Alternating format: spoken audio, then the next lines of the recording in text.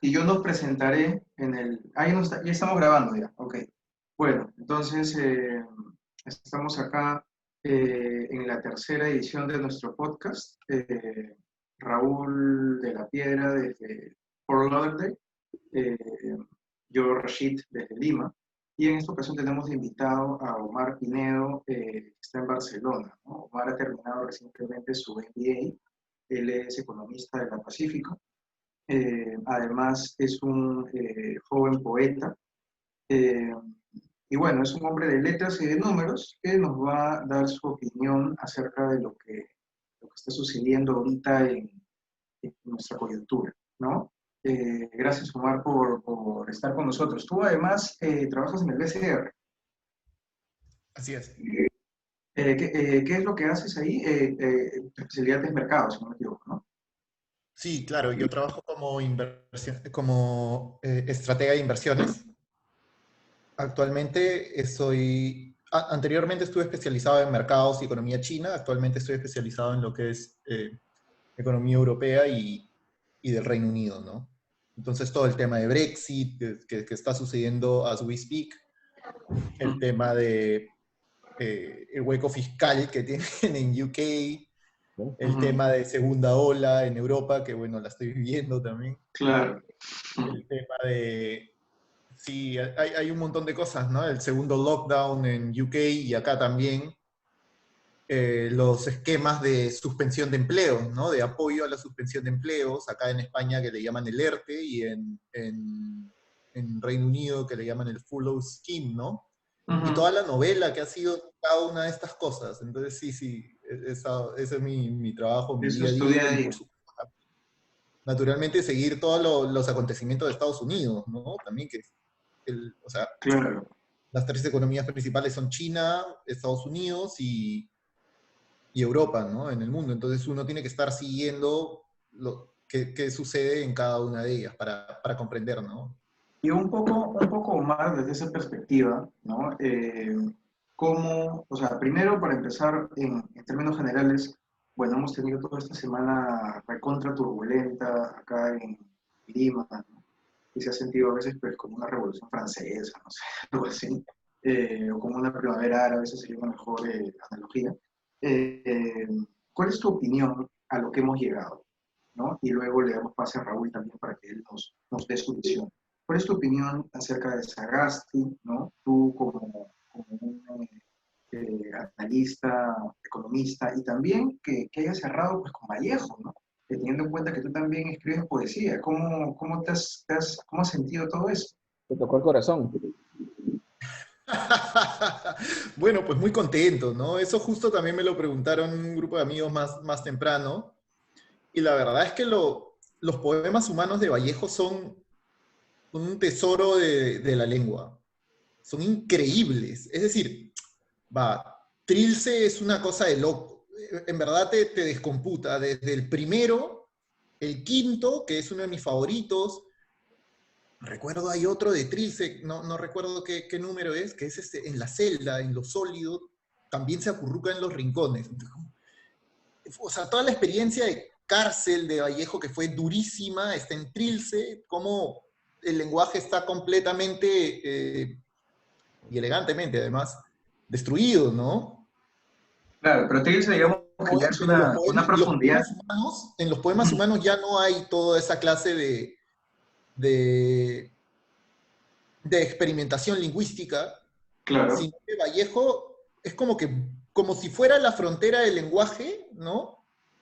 Y vuelve con un bagaje brutal de ahí, y en poemas humanos lo emplea únicamente con el objetivo de transmitir. Y de Ujú. hecho ese poema que recitó Sagasti es muy bueno, pero ni siquiera es de los mejores de poemas humanos. O sea, Bueno, en poemas humanos discutible, ¿no? O sea, por ejemplo, ese poema que eligió Sagasti es el lo favorito de mi mamá de poemas humanos, por ejemplo. El mío es este Ubérrima política, no recuerdo exactamente cuál es la frase con la que arranca, pero ese claro, poema es mi me favorito. viene a veces una gana ubérrima Ubérrima política. Ese es mi política, poema sí, favorito también, porque es claro. súper feliz. Y de hecho, Vallejo ya en esa época tenía un dominio total de un concepto tan moderno como la pausa versal, ¿no? O sea, el dominio de Vallejo, el dominio del lenguaje de Vallejo no se circunscribía a un tema métrico, ¿no? No se circunscribía a los metros clásicos. Y hasta en Trilce, que hay mucha gente que dice que Trilce comenzó siendo una serie de sonetos que simplemente después, pues Vallejo como tasajeó, ¿no? Pero en Poemas Humanos tú ves que él usa de forma magistral la pausa versal, ¿no? En ese mismo poema hay un verso que es algo así como, eh, ¿cómo era? Acabo de olvidarlo, siempre lo Tranquilo, no has puesto memoria. nervioso. Pero Pero ¿cuál es es, tu lectura entonces es, de es tener algo un así presidente como, que es ingeniero, que es el profesor de MBA de la Pacífico, que hizo él mismo su doctorado en Wharton, ¿no? Y que además de eso, te recita Vallejo en su primer speech, ¿no? En su primer discurso, y que encima de eso, pues hay documentos que lo muestran cantando, o sea, es un tipo de letras, de arte, de números, de ciencia. ¿Qué lectura te da eso? ¿Cómo te sientes tú al respecto? bueno, me da alegría, ¿no? De sentirme bien representado, por fin, ¿no? Yo creo que la Pero no es un política cheque en tiene blanco todo, tampoco, perdón. pero no es un cheque en blanco tampoco. No, al margen de eso, o sea, evidentemente, yo creo que va a tener que demostrar, es que los cargos políticos exigen cosas, muchas cosas, ¿no? Exigen integridad de las personas, exigen además que sean buenos profesionales, ¿no? Y el señor Sagasti pues, tiene las credenciales como para darnos seguridad en cuanto a ello, ¿no? Ahora tiene que demostrarlo. Adicionalmente, uno también espera, pues, que sea una persona culta, ¿no? De cultura. Y eso ha sido algo muy lamentable en nuestro país, ¿no? Porque el Ujú, acceso a la cultura ha sido una cuestión tan elitista en cierta medida y ujú, tan circunscrita a grupos muy privilegiados que claro, cuando luego nos hemos hallado en situación de democracia y hemos tenido que escoger a alguien que nos represente, naturalmente las personas cultas quedaban excluidas, porque eran una minoría absoluta. Nadie se ujú, siente cercano a alguien culto en el Perú. ujú. Y Es un buen punto. además, las personas de cultura en Perú y de alta educación, como el señor Sagasti es una persona de 76 años que tiene un PhD. En esa Claro. generación yo no creo que la proporción de personas que tenían un PhD sea muy alta. Ese es otro buen punto, ¿no? En esa época tú podías ni haber terminado la universidad y trabajabas y si eras consistente podías terminar con una gerencia y ya está, ¿no? Correcto. O sea, o la universidad y bien, Y ¿no? ya está, sí. Entonces, a mí eso me parece que, o sea, a mí me parece que en el pasado también eso, o sea, el tema de representatividad le jugó en contra a las clases educadas y además también me parece un tema de poca muñeca política.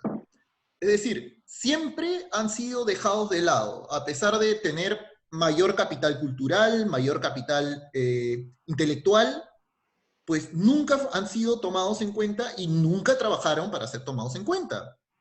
Salvo recientemente, como lo vemos con el señor Sagasti, que ayuda a fundar hace 4 años el Partido Morado y esto, pero vamos, o sea, políticos cultos de cierta relevancia, pues nos vamos a Luis Alberto Sánchez, ¿no? Y luego, pues, medio que estamos parando de contar, ¿no? No, no hay tanto.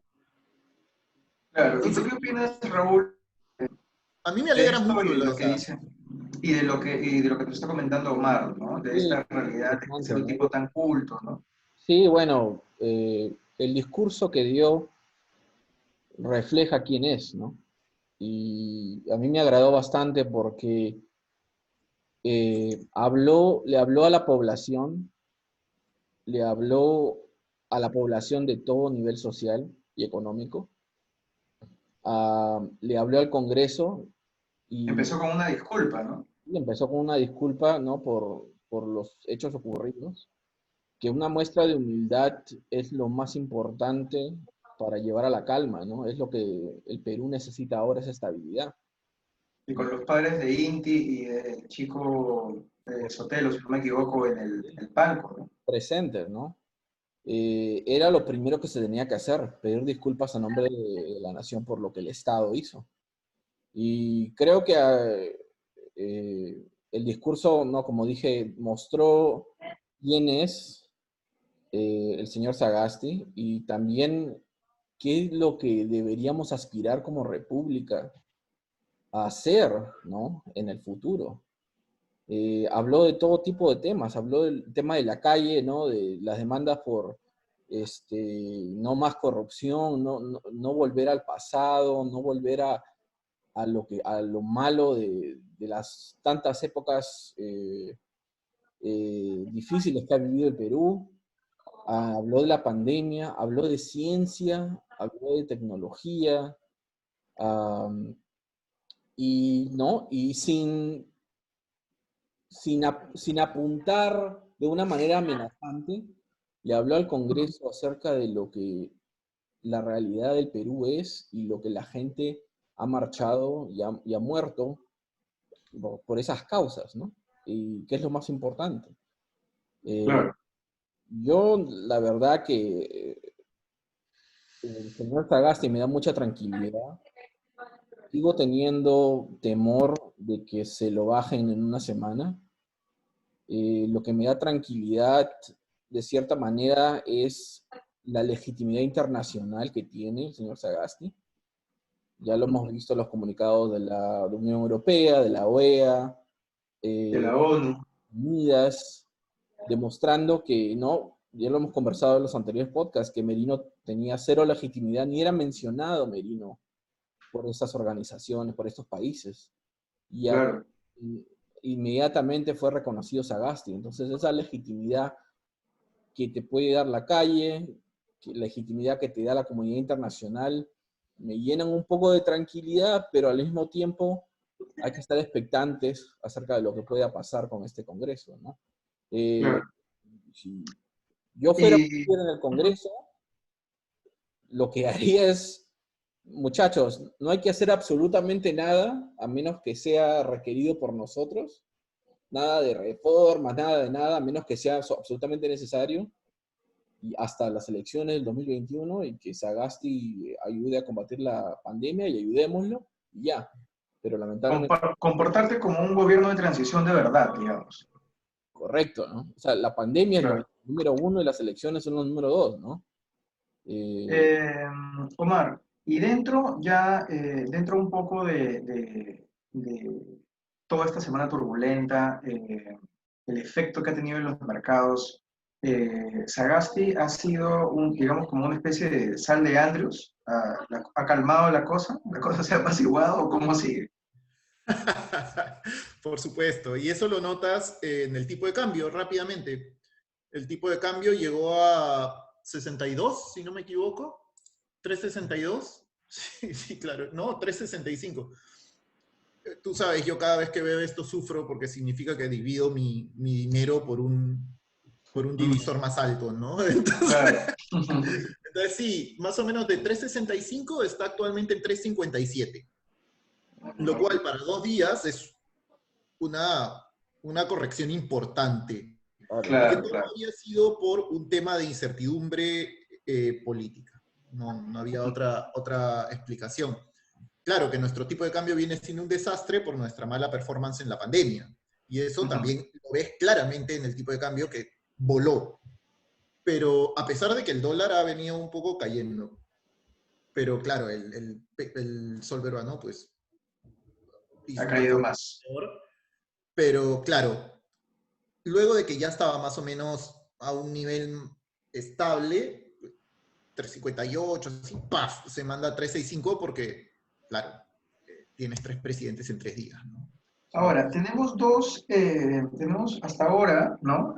Corrígeme, Raúl, no sé si en los últimos 20 minutos se ha elegido un ministro de Economía, pero hasta ahora eh, los voceados son Waldo Mendoza y se habló en algún momento de María Antonieta Alba. ¿A ti qué lectura te da volver a la gestión de la señorita María Antonieta Alba o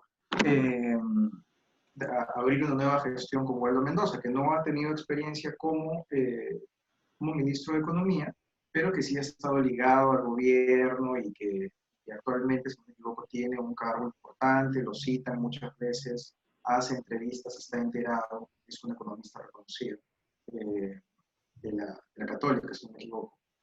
¿Cuál es tu opinión acerca de estas dos opciones?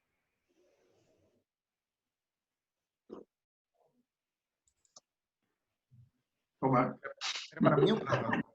Para ti. A ti, porque tú eres el Raúl, al economista. inicio dije, ay, a Raúl, ¿no? Bueno, mira, yo creo que el señor Mendoza lo haría muy bien. Yo he leído algunas columnas de él y, claro, tú sabes, en economía la gente dices algunas ideas de izquierda y ya la gente está saliendo, corriendo del edificio, ¿no? Como si se estuviera incendiando, una cosa así. Pero no, nada que ver. Y además, yo creo que haría un muy buen papel en estos meses, ¿no? En los que hay que perfilar la recuperación económica, porque además de que es un economista muy responsable, creo que tiene las ideas claras en cuanto al tema de segunda ola en Perú, que hay un riesgo mucho menor de segunda ola en Perú del riesgo de una segunda ola que había en Europa. Es decir, en un país como España, para comenzar, el gobierno ni siquiera ha presentado, ni siquiera ha publicado el estudio de cero prevalencia, ¿no? Lo cual me parece pésimo. ¿Podrías explicarnos un poco acerca de este estudio para la gente que nos está viendo? Claro. Mira, lo que pasa es que lo que se hizo en España en abril-mayo en mayo más o menos, fue lo siguiente. Hicieron un muestreo estratificado, más o menos 80.000 personas, o sea, por alguna razón no participaron 20.000, más o menos 70.000 personas, 70.000 muestras, 70.000 tests de cero prevalencia. Yeah. No solo test de saliva o rápido, sino de sangre también. Yeah. Entonces, ¿qué hicieron con esto? Una muestra nacional para una muestra representativa claro. a nivel nacional y a nivel regional, además. O sea, esa muestra era lo suficientemente grande como porque sea representativa a nivel regional, como para ver qué nivel de incidencia había tenido la pandemia en España hasta ese momento. Yeah. O sea, ¿cuántas personas habían infectadas en España? Porque claro, es para que tener data real. Claro, si tú le haces test solo a los que vienen No es representativo. Pues obviamente el número es mucho mayor. Entonces lo que determinaron es que la proporción de infectados era 5% en ese momento. Claro, es un montón. 5% de infectados, claro, es un montón, ¿no? Pero vamos, la posibilidad de una segunda ola es altísima, porque no vas a llegar a una inmunidad de grupo, pues, para nada. Y al margen de hablar de temas de inmunidad de grupo, lo que sea, hay una alta probabilidad de una segunda ola bastante aguda, justamente porque hay muchas personas que aún son susceptibles de contraer el virus. En cambio, en Perú, las estimaciones es más arriba del 50% ya tuvo COVID. Sí. Ya fue infectado con COVID, o sea, 15 millones de personas. La probabilidad es que todo y además hay una gran variabilidad regional. Por ejemplo, en Iquitos, o sea, en Loreto tenías aproximadamente al mes pasado 40%, ¿ya? Pero si te ibas solo a Iquitos, era como el 80%. Sí. Lo mismo en Ucayali, Madre de Dios. Claro, es que por eso hubo la curva de decesos, es así, y luego cae con todo. Y no es que cayó porque la gente súbitamente se protegió, cayó porque ya no había más a quien infectar. Y en Lima y Callao, claro, está alrededor de 60 y tantos también. Entonces, o sea, te quedan menos personas susceptibles. Claro. Y claro, tú, en todo caso, tú tienes una lectura como que bastante precisa de esta data porque tú hiciste tus propios análisis, ¿no? Para todo el que vea esto que de pronto no te conozca, tú hiciste tus propios análisis, tus propias proyecciones, tú tiraste tus cuadros y pues digamos que es data de primera mano, no es que tú la estés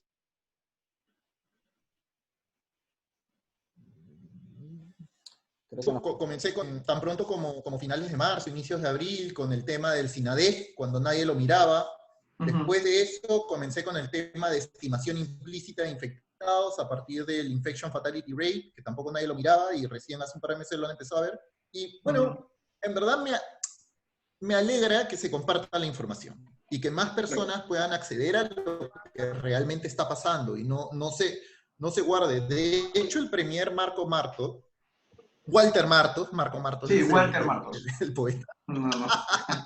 El premier Martos, en una de sus conferencias, dijo de que ellos calculaban, o sea, no habían hecho público el estudio de cero prevalencia, pero ellos estimaban que la proporción de infectados en Perú era 35% en ese entonces. Pero ¿qué pasa? Ellos llevan a cabo el cero prevalencia, o inician el cero prevalencia en septiembre. Y claro, a mediados de septiembre sí tenías 35%, pero a finales de octubre ya tenías 50%. ¿Okay? Entonces, ahí hay un tema que también es dinámico el asunto, ¿no? Entonces, y volviendo a mí me da mucha confianza en la recuperación económica, que Waldo pueda, que el señor Mendoza... Sí, Waldo Mendoza. El señor Mendoza pueda acelerar un poco la reapertura que es tan necesaria, ¿no? Para sectores como, por ejemplo, el sector de restauración y alojamiento, que en verdad está 50% abajo. Está golpeadísimo, está 50% abajo con respecto a los niveles prepandemia ahorita. Claro, mira, ¿ves? Justo había el último reporte del INEI muestra eso, ¿no? Y que es uno de los principales drivers que están quitando crecimiento, ¿no? Restando crecimiento a la actividad. El otro, sorprendentemente, es la minería. Es decir, la minería, pues no ha tenido un buen papel en nuestro país. ¿Por qué? Porque los precios de los minerales han subido fuerte. A ellos deberían estar siendo el driver de la recuperación económica. Sin embargo, no lo están haciendo por un tema, no es por precio, sino es por cantidad. Y no producen más, pues porque han tenido problemas con el COVID. Es decir, no han controlado bien, no han implementado bien sus medidas sanitarias y eso es lo que está arrastrando también. Por ejemplo, del último mes disponible, que es septiembre, hemos crecido más o menos, o bueno, hemos caído, mejor dicho, 7%. Y de ese 7%, menos 1.5 lo explica la minería. Otro menos 1.5 lo explica alojamiento y restaurantes. Entonces, no tiene sentido lo que está pasando con la minería, salvo que no han hecho bien el trabajo en implementar medidas sanitarias, ¿no? Entonces, ¿tú creerías...? Pero bueno, sí. Yo prefiero al señor Mendoza que a la señorita Alba, sí. Claro, pero tú, digamos, ya yendo un poco, avanzando un poco más, y en esto también le pediría primero a Raúl que nos comente un poco, y luego que tú complementes. La opción que tiene ahorita Sagasti y que va a tener el ministro de Economía es o bien de actuar, tal vez de endeudarse para incrementar el presupuesto y poder actuar de forma más eficiente, o también podría ser eh, tomar esta posición de justamente ser un gobierno de transición, ¿no? Yo no hago lo mínimo posible y espero que el siguiente gobierno actúe, ¿no? Que creo que estamos de acuerdo en que en el marco político esta debería ser la mejor actitud, pero debería serlo también en el marco económico. ¿Tú qué opinas, Raúl? Y ahí te pediría que complementes. Yo creo que lo principal, para responder tu pregunta brevemente, sí y no, sí, porque lo principal ahora es mantener el gasto público, que es lo que verdaderamente está manteniendo a la gente, ayuda a la gente, ¿no? Lo que está manteniendo la economía es el gasto público, porque Omar lo acaba de decir, hasta la minería no está ejecutando bien. Entonces, ¿qué le queda al país? Y no porque este gobierno es solamente una transición. Ahora, lo que me gustaría que sí haga el gobierno de Sagasti es regionalizar las medidas y el ataque del COVID como se ha hecho en Europa, ¿no? En España, en Italia, cada comunidad, cada parte del país era tratada independientemente, ¿no? De acuerdo a lo que estaba viendo las realidades, ¿no? La Comunidad de Madrid y la Comunidad de Barcelona, por ejemplo, tenían medidas diferentes dependiendo de los niveles de COVID, dependiendo del tiempo, ¿no? Entonces eso me gustaría que haga, ver qué partes del Perú están listas para de repente no tener medidas tan restrictivas, volver un poco a la normalidad. En educación, por ejemplo, muy importante, ¿no? Reanudar las actividades escolares en sectores del país donde verdaderamente los niveles de COVID es bajo, ¿no? Me gustaría ver eso, que sea muy agresivo en ese aspecto, en el planeamiento del país, ¿no? Y ¿Concuerdas, Omar, tú con eso? ¿Te gustaría una reactivación agresiva en la medida de lo posible por regiones, digamos? Mira, yo estoy de acuerdo con lo que acaba de decir Raúl.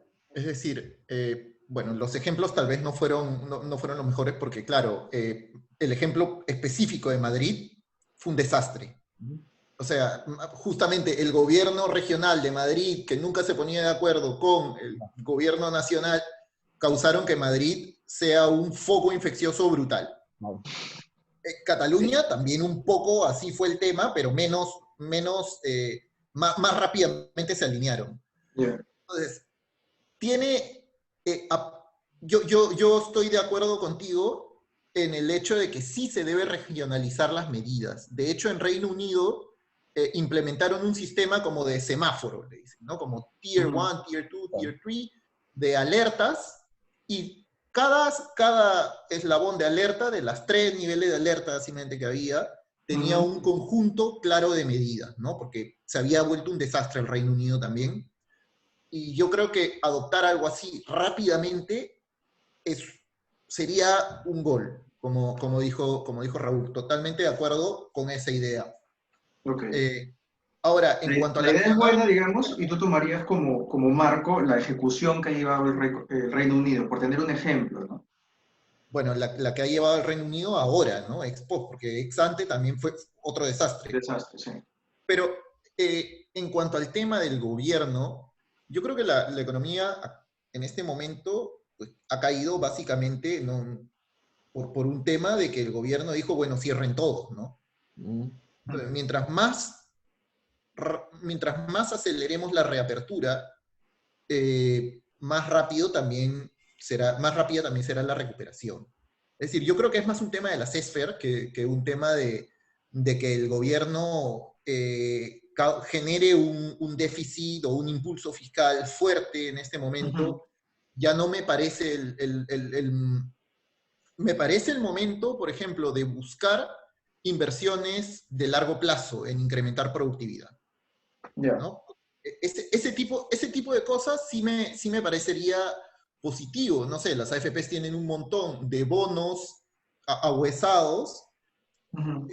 Eso podría, y es de lo que está hablando justamente el gobernador del Bank of England, ¿no? Andrew Bailey, está hablando de eso, oye, los fondos de pensiones tienen un montón de activos que son potencialmente líquidos en sus portafolios, pero nunca lo venden, o sea, solo están sentados en esos activos de largo plazo.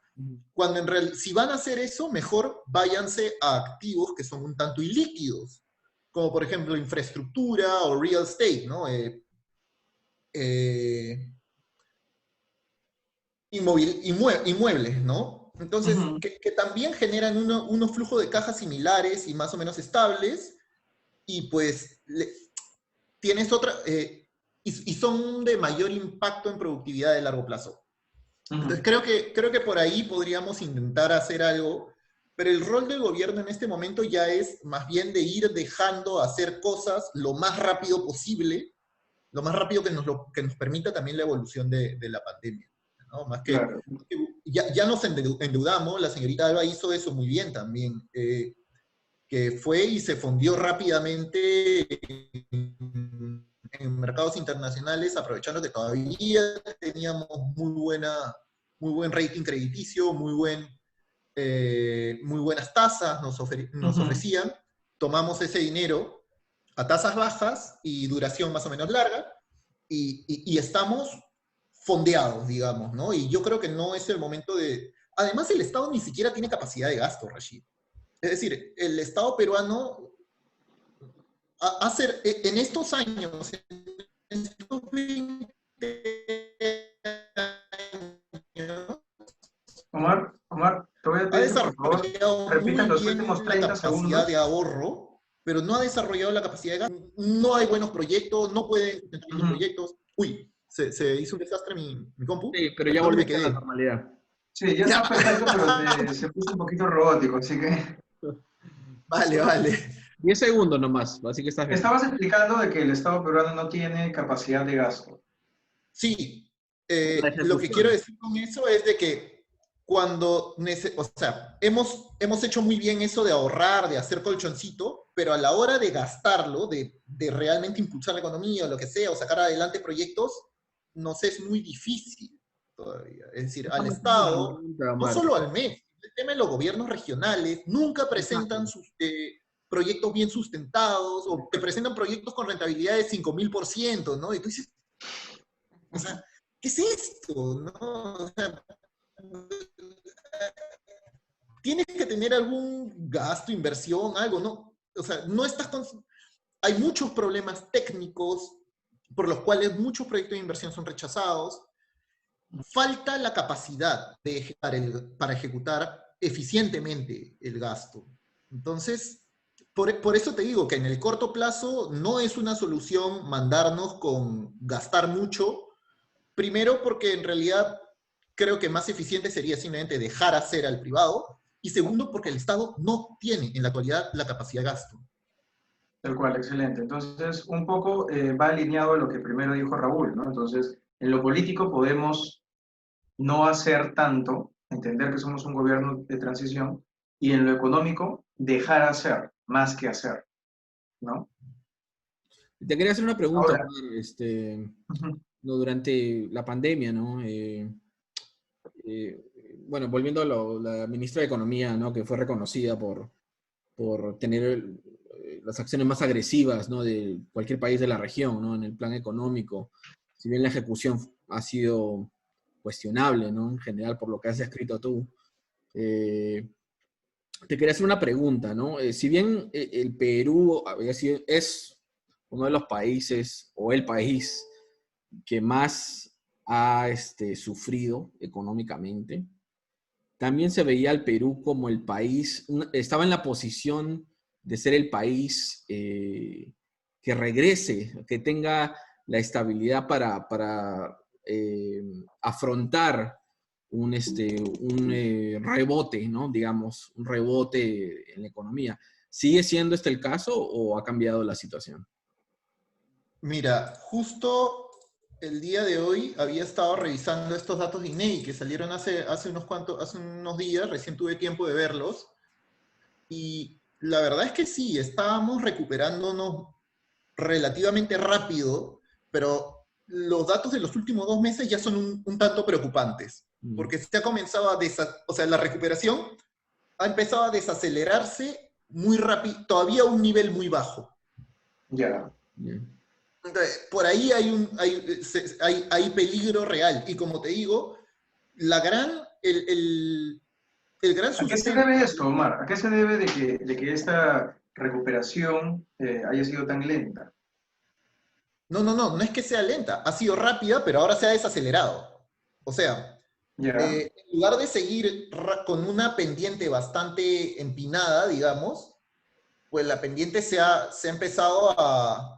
Claro, claro, a eso me refería. ¿A qué tú crees de que se deba esta baja en la recuperación? Mira, la mayor parte de la caída, o sea, no la mayor parte, pero buena... ¿Mm? Ahora sí. Buena parte de la caída de Perú con respecto a otras economías de la región fue el tema de la minería. Es decir, en Ya. Chile, muy pocas minas dejaron de producir. Hubieron algunas protestas y todo por mejores condiciones, pero ¿qué pasa? Claro, es que si uno se pone el polito rojo de Ollanta, uno dice, claro, los mineros, las condiciones de las personas, todos estamos de acuerdo ahí. Mm. Entonces, ¿qué sucede? Rápidamente reaccionaron, implementaron buenas medidas sanitarias y continuaron produciendo. Mina La Escondida, todas las minas gigantes de Chile continuaban produciendo. Mientras que en Perú, la minería fue seriamente impactada por el COVID. Además de que la minería fue incluida dentro de las actividades que debían paralizarse durante marzo o abril. Oh, wow. Entonces, claro, ahí hubo un shock de producción bastante fuerte. Y luego, y buena parte de lo que tú decías, Raúl, de la fuerte reactivación proyectada en Perú, se sustenta en la reactivación de la minería, Claro. ¿no? Porque en teoría debiera ser sencillo, porque, vamos, no es mucha gente, y además son industrias que son avanzadas, tienen suficiente capital como para afrontar, ponerle mascarillas a todos y mejorar los procedimientos rápidamente, pero no ha sido el caso. Entonces, yo creo que ese es el principal driver detrás del hecho de que se esté desacelerando la recuperación en estos meses. Ok. A mí me gustaría ahora tocar un tema para los dos, aprovechando un poco el hecho de que Raúl está en Estados Unidos y de que tú estás en Europa, ¿no? Bueno, acá los medios de comunicación han sido fuertemente criticados. Esta ha sido una movida, como todas las últimas movidas en el mundo, ¿no? Impulsada básicamente por la comunicación en redes sociales, ¿no? Probablemente sea una de las primeras, me atrevería a decir, en el mundo que ha sido impulsada fuertemente por TikTok. Porque TikTok antes no existía, ¿no? En los otros casos, la primavera árabe probablemente, no tengo la data exactamente, pero lo lógico sería que haya sido Facebook, Twitter, Instagram, ¿no? Y en el caso de Corea, probablemente haya sido lo mismo, ¿no? El tema es de que no son los medios de comunicación tradicionales los que informan, los que documentan, sino el teléfono de cada uno.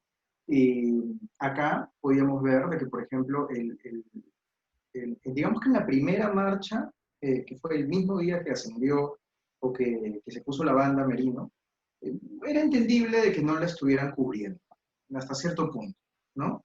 Yo, por ejemplo, estuve ahí en el centro, no éramos tanta gente, sí habían todos los cordones de la policía, todo esto de acá, sí habían personas extrañas que se te acercaban por detrás y que te decían, vamos, vamos, somos más, y que todos se veían igual, por cierto, todos tenían una capucha horrible, un pantalón simple y unos zapatos, unas zapatillas así simplísimas, ¿ya? Todos tienen la misma talla, así que, bueno, serán terna o no serán terna, de repente era gente que decidió vestirse igual, no sé. Eh, pero sí veías en las siguientes marchas también una diferencia clarísima entre lo que nosotros documentábamos y lo que nosotros transmitíamos y lo que en los medios se documentaba y se transmitía, ¿no? Entonces, los medios no cubrieron casi nada, ¿no? El día de la segunda marcha nosotros estábamos marchando desde las 4 de la tarde, el Parque Kenia estaba lleno de gente, nos fuimos al Larcomar, volvimos, había como 3 marchas en paralelo en Miraflores solamente, ¿ya? Ni qué decir lo que estaba pasando en el centro de Lima. Mi teoría, así rápidamente para que ustedes continúen, es de que ellos decidieron apagar todas las luces que estaban alrededor de la plaza para que solamente se pudiera ver la concentración de gente en la plaza, ¿no? Entonces, lo que se iba a documentar es de que era menos gente de la que en verdad era, y de que le comunicaron a los medios de comunicación tradicionales de que no informen hasta las 8. Para ese momento, ellos ya tenían pensado, con los termas y con todos sus equipos, disolver la marcha, cosa que cuando los medios de comunicación empiecen a cubrir, ya no iba a haber mucha marcha que cubrir. Entonces, esa es mi teoría a priori, ¿no? Algo que no les digo porque la gente resistió, porque igual está todo documentado en redes, ¿no? Y ayer conversé con un amigo que vive en Alemania y él me dijo, mira, acá yo he visto 2 países diferentes entre lo que ustedes han puesto en redes y lo que se ha visto en las noticias. Entonces, yo les preguntaría a los dos cuál ha sido su lectura de esto. ¿Ustedes se han sentido informados a nivel internacional por las cadenas importantes o todo lo han visto por redes sociales? ¿Cómo se han enterado? Bueno, la verdad que mi perspectiva desde aquí de Estados Unidos es que los medios peruanos, aparte de paupérrimos, ya creo que son obsoletos. Y te digo por qué. Es exactamente lo que tú has descrito, ¿no? Yo soy muy activo en Twitter, yo soy muy activo en otras redes sociales. No es que busque informarme necesariamente de Twitter, pero más o menos es tener una perspectiva de lo que está pasando para después qué medios utilizar para informarse, ¿no? Y te puedo decir que la cobertura que le dio el New York Times, Reuters, France Press, es completamente diferente a la cobertura que le dio los medios peruanos por sus canales de Facebook, por la televisión, por cualquier medio. Interesante. Y yo también tengo acceso a los canales peruanos, un servicio de televisión aquí que tengo. O sea, yo veo los canales peruanos. Y el sábado yo estaba aquí sentado en la computadora viendo todo lo que pasaba. Los videos que gente como tú, familiares, me mandaban del Parque Kennedy, del centro de Lima, de la Plaza San Martín. Tengo familiares que han ido a la Plaza San Martín. Todo era pacífico, todo era espontáneo. Habían miles de personas. Y prendí la televisión para ver qué estaba pasando. Eran las 4 de la tarde, ¿no? Y estaban dando, creo que Marimar en el Canal 4 y una novela turca en el 2 y así, pues nada. Cuando comienza a estallar la cosa ya, alrededor de las 8 o 9 de la noche, y no recuerdo bien si ya había un muerto reportado. A las 8:18 falleció el primer chico. Ya se comienza a esa hora se comenzó la represión en la avenida Bancay, por la cual yo me enteré por redes sociales, ¿no? Ahí recién comenzó la cobertura del Canal 4, ¿no? Hay excepciones, RPP, yo estaba viendo, Canal N, sí, estaban cubriendo, pero muy tibio, la verdad, ¿no? Y como te digo, yo creo que uno de los grandes fracasos de este golpe de Estado ha sido no saber entender la realidad del Perú. A tu pregunta, la realidad específica en cómo se comunica el peruano de hoy, ¿ya? Una de las estadísticas que creo que escuché es que por primera vez, creo que más del 50% de peruanos es menor de 29 años, ¿ya? Interesante estadística. Entonces, las mentiras y las formas de manipular a través de medios convencionales de hace 30 años son desmentidas por la tecnología y la realidad del siglo XXI En minutos. en segundos. En segundos, sí. Porque hay 100.000 videos, 30.000 fotos, 40.000 canales de WhatsApp e Instagram, mandándote información en tiempo real. ¿Ya? Entonces, esa fue la experiencia que yo tuve desde aquí, desde Estados Unidos. Me sentí mejor informado por ti y por el New York Times que por el Latina, el Canal 4. reportero de Canal 4 parado en la calle. Esa fue mi experiencia. ¿Tú, Omar, cómo lo viste en Barcelona? Bueno, aquí hubieron un par de marchas pequeñitas a las que fui. Fui con mi cartelito. Está bien. Está bien. Y claro, bastante contento ahí con otras personas también, ¿no? Peruanos. Estuvo bonito. Sobre todo la segunda, ¿eh? La primera éramos poquitos. En la segunda ya hubo más gente en el Arco del Triunfo.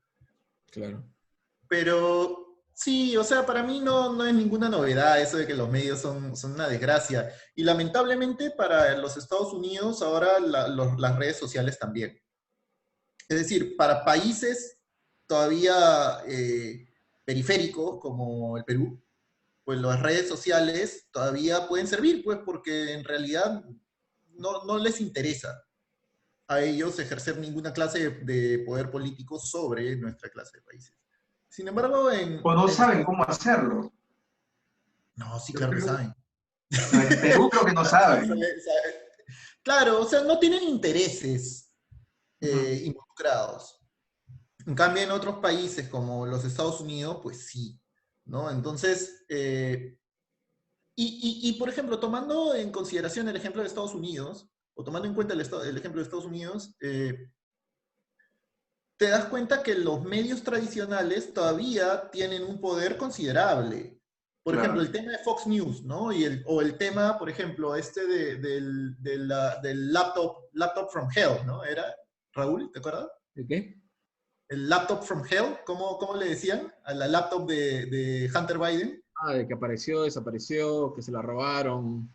Sí, que primero la campaña de Trump había anunciado, hasta Giuliani mismo fue el que anunció que tenía la laptop y al día o no sé, después dijeron que se la habían robado. Que es, No, bueno, pero toda la información sí apareció. O sea, es más, hasta salió en medios chinos antes. Y lo que pasa ahí es de que hubo mucha búsqueda por internet, pero la gran diferencia fue que no permeó en los medios tradicionales. sí. Ya. Entonces, sí hay, o sea, todavía, si bien el poder del social media se ha incrementado considerablemente, el de los medios tradicionales todavía sigue siendo muy considerable y de hecho todavía mayor que el de las redes sociales. Ahora, Te como te diría digo, para el que tema informativo, para nosotros, o, o para el Perú como un país periférico, todavía son útiles.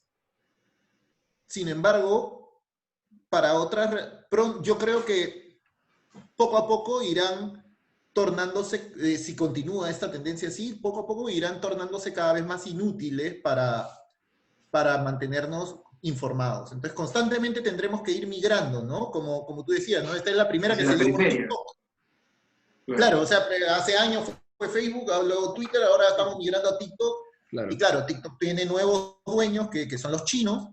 Entonces, sí, yo creo que el lugar al que está tendiendo ahorita no es uno positivo y ojalá pues pueda cambiar pronto, ¿no? Bueno, entonces yo creo que hemos tocado los principales temas que queríamos comentar ahora, ¿no? Sí, no sé si Raúl tenga algo que quiera agregar o tú, Omar, pero si no, yo le agradezco a Omar por su presencia en nuestro Nuestra tercera edición. podcast, ¿no?